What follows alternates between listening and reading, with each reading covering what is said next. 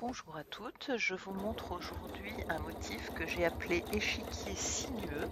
Vous allez comprendre rapidement pourquoi. Alors on commence par tracer des lignes sinueuses pour former un quadrillage de notre carré. Je vais en faire, disons, 3 verticales et 3 horizontales.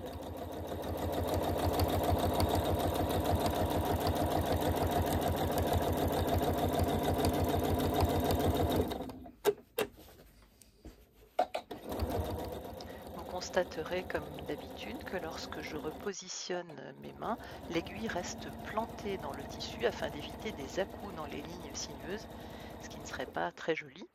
Là j'ai terminé mes 3 lignes verticales, je vais donc procéder aux lignes horizontales, des lignes sinueuses exactement comme dans l'autre sens, de façon à former un quadrillage. Vous allez adapter la courbure de vos lignes à la taille de votre carré, bien entendu. Mais c'est un motif qui peut remplir de grands espaces. Voilà, j'arrive à la fin de ma dernière ligne de quadrillage et maintenant je vais remplir chacun des espaces. Dans le premier espace, je vais faire des lignes horizontales. Alors mes lignes vont suivre grosso modo la direction de la ligne du bas,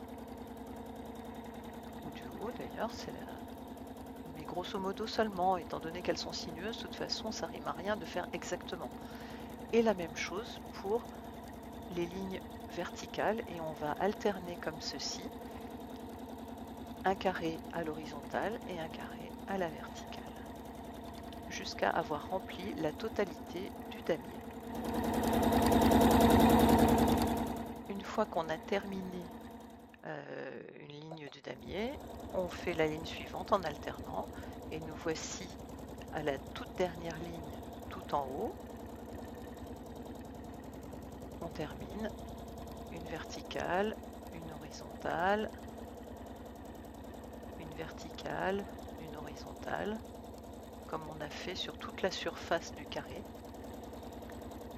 Et en tout dernier, on va faire les lignes, coudre les lignes qui vont délimiter le carré.